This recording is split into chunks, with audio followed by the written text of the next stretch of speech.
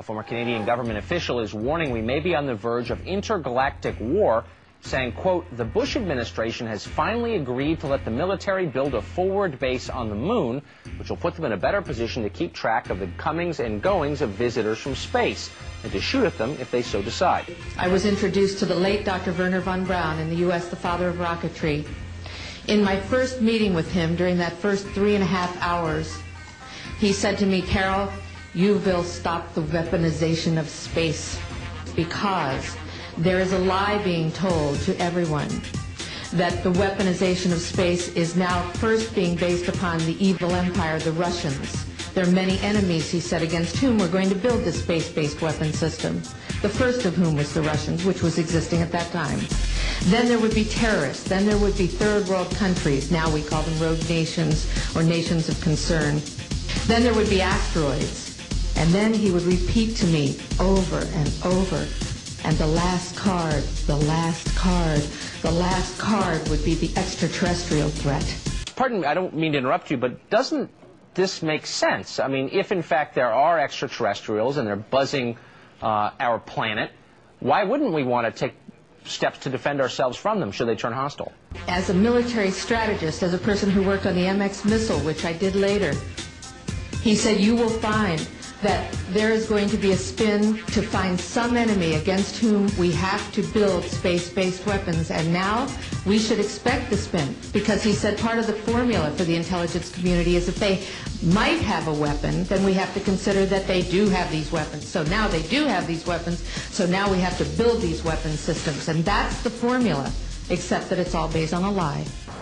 This is a report into future technology, commissioned in 1968 by McDonnell Douglas, then one of the biggest aerospace and defense contractors in the world. What's extraordinary about this document is that it takes the existence of UFOs seriously. It recommends using UFOs and copying their design to make the next quantum leap in aerospace technology. Some UFOs may be extraterrestrial vehicles. They certainly have not been proven otherwise. The existence of extraterrestrial vehicles indicates vehicles could be built which would have capabilities quite useful to McDonnell Douglas Corporation. A supersonic saucer. Called the Silver Bug, it was truly revolutionary. The plans show in detail a multi-jet engine craft that boasted amazing maneuverability and speed. It's an intriguing thought that this concept may tie in with the work of the German scientists who brought saucer technology to the US at the close of the Second World War. I believe Silverbug could explain what Lonnie Zamora witnessed in the New Mexico desert in April 1964. His description of a silver disc-shaped object appears to fit in with the Silverbug profile. What was needed were certain cover stories. What do you do when people are spotting aircraft and then telling reporters that they've seen something very unusual flying out of an airbase in Nevada?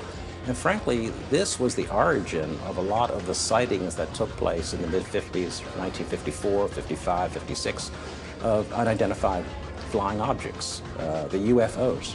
So the CIA was involved in encouraging people to believe that, yes, they saw UFOs, and the CIA and the military tried to be very helpful to reporters to get these stories out, to divert the attention of the country, and particularly the people in this region, about what they had actually seen.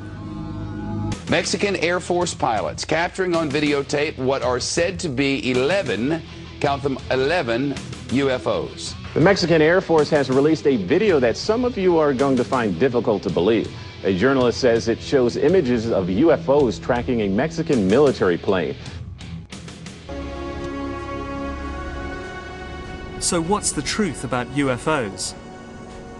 The story of successive attempts to develop radically new forms of flight, conducted under the strictest secrecy, is inextricably bound up with our relationship with UFOs over the last 60 years. Whether it's Allied pilots buzzed by strange balls of fire in 1942, or the Roswell incident 5 years later, there is a strong case to be made that secret military technology offers a convincing explanation for many UFO stories.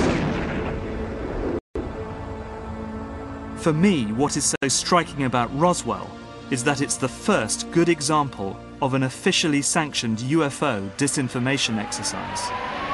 It showed the CIA that UFOs could provide perfect cover for their Cold War activities. It didn't take much for the CIA to spin the extraterrestrial story into the hearts and minds of the American public.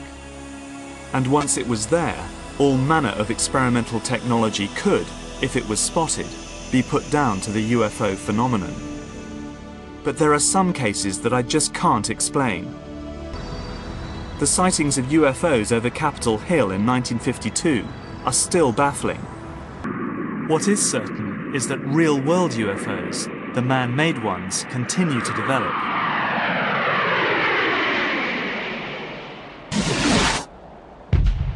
Recently, a series of sonic booms were heard exploding across California and Nevada.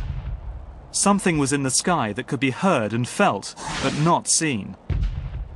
Some informed observers, and I'm one of them, believe it was an aircraft traveling at several thousand miles per hour, a secret project known as Aurora. There is no trace of Aurora's physical existence, no evidence of government spending on its development or deployment. But there are tantalizing images that point to its existence. Pictures, for example, like this one. It shows a donut-shaped exhaust pattern, a sign perhaps that Aurora makes use of something called a pulse detonation wave engine. And it delivers a hell of a punch, easily enough power to drive an aircraft to 6 times the speed of sound. But perhaps the most intriguing are these images. This is a weather satellite image that shows a very interesting contrail originating out of Area 51 in Nevada and moving all the way across the United States, out over the Atlantic, on across Europe, and into Russia and China. Whatever it is, it's moving in excess of 8,000 miles an hour. If it is the contrail of a high-altitude hypersonic aircraft, in my book it's the best evidence yet that Aurora is real.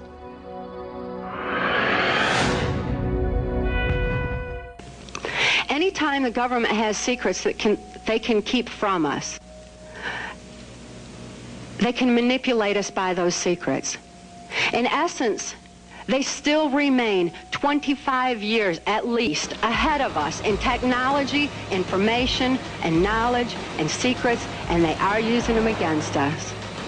I heard over the years many times over that the plan to usher in the New World Order would be to make all the people in this country and around the world feel totally helpless to prevent the New World Order from occurring, this world dominance plan, by saying that we had been invaded by aliens, so that we would say, oh, please, UN, come in and help us all.